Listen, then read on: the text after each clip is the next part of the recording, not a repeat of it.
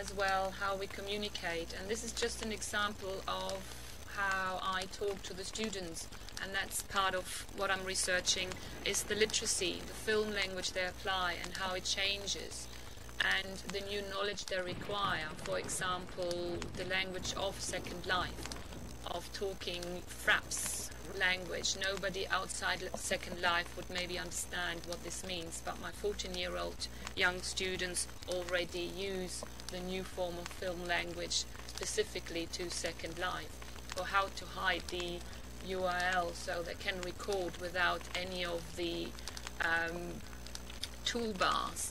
So they are very, very confident in using all this technology already. So I'm collecting all this evidence on how it changes the young people's literacy. If there are any questions in between, please feel free to pass them on or type them in. That's another set of ours. There's one of our characters. We had the students all make suitcases. I mean, the team grid is very different. I mean, it's different to the main grid in one part. It's very limited on resources. There I cannot just go and buy things. It's very locked off, the main grid. So it means if we need something, we cannot buy it, we have to make it, or the young people have to make it. Which on one hand gives them more creativity, and there are more ways to make what they need. Like this theatre, for example. If I need a theatre in the main grid, I go and buy one. But in the teen grid, the young people have to build it from scratch. And that's where they made the theatre for our final presentation of the Hindenburg. So on one hand, it's a good thing that they are restricted, because they have to, it's not an instant consumer society, they have to actually make what they need. So we had a big presentation of the Hindenburg film at the end.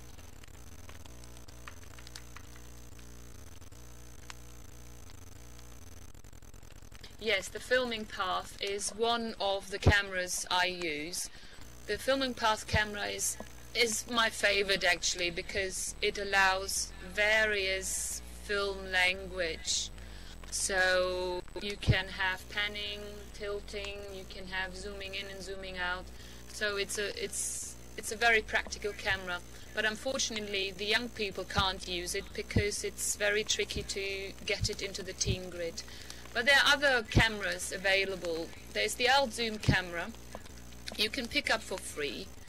I had trouble with it, but it works. It's good when it works. But there are filming path camera. Then there's the Machinima camera HUDs you can require, and there's a Cam Voyage. There are various you can find on the Second Life website. But personally, the film you've seen is made entirely with a filming path camera.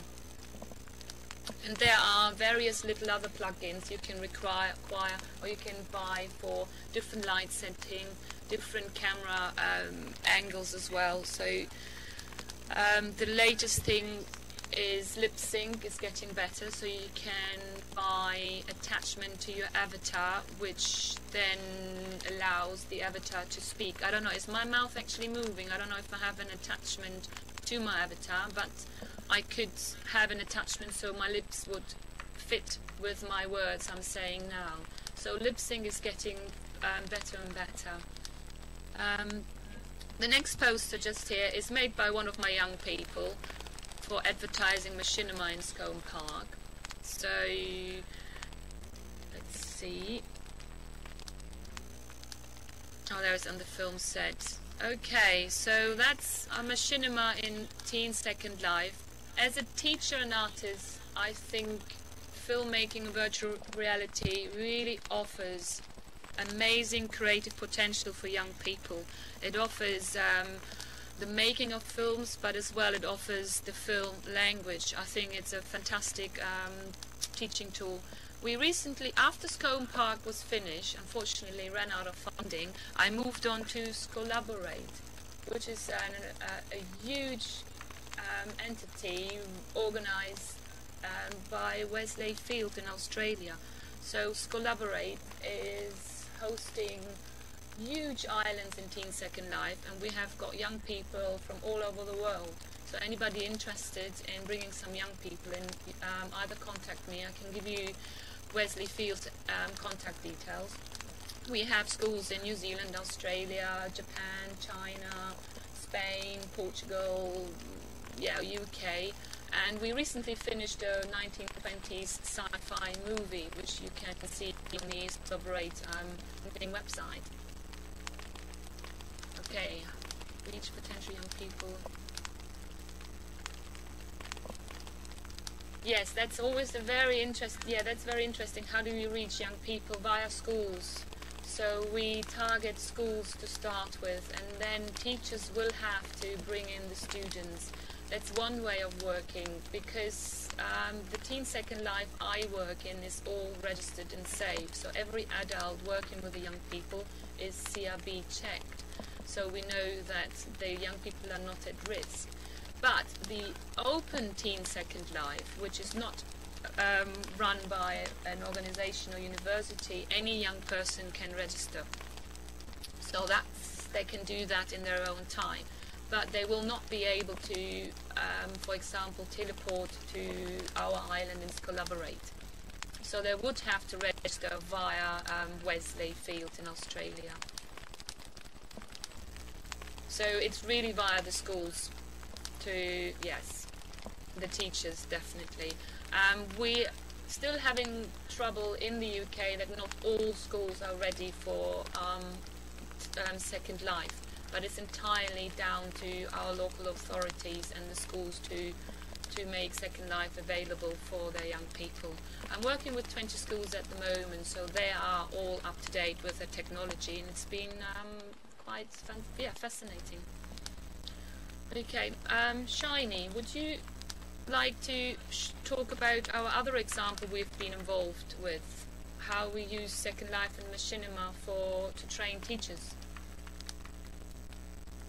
Okay, so Shiny will introduce you, but not in voice, to a project where we used Machinima to train teachers, actually, not the young people. Okay, over to Shiny.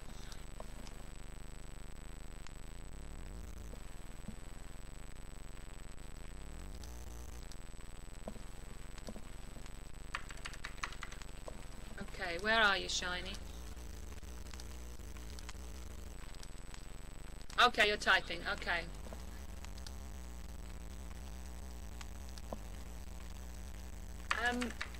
I'm tempted to try Twinity, but I wasn't impressed with the quality, so I gave up. I would like to use PlayStation, but I have to save up for it.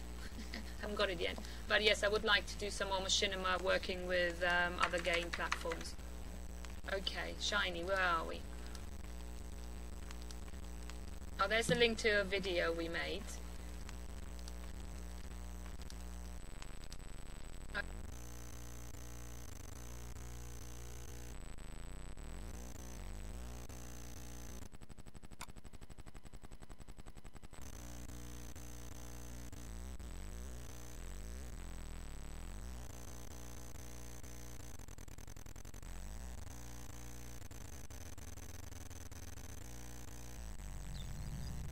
You have 1 minute to finish. Make sure that you have numbered all your answers and make sure that you put your name on each sheet. I'm not marking anything you can't be bothered to label. Oi, what do you think you're playing at? Can't you see she's sleeping, sir? And you can keep out of this. Ooh, sorry I spoke, sir. What do you think you're playing at? This is a maths test. You're supposed to be in year 11. I don't know why I bother. As for the rest of you, pens down, leave your papers where they are. You can go.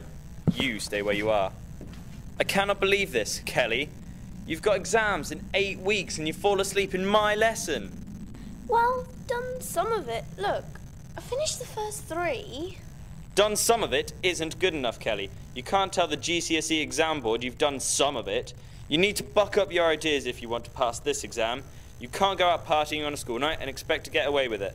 Well, I haven't been out partying. Actually, look, I'll do better next time. Can I go now, sir? I've heard all this from you before, Kelly. I have to draw the line here. You're coming back at lunchtime to finish the test. That's not fair, sir. I'll miss lunch. It's not a question of fair, Kelly. Either you're here at lunchtime or I will be calling your parents. You haven't got a clue, sir. Just get off my case. Kelly, come back here. Sod off!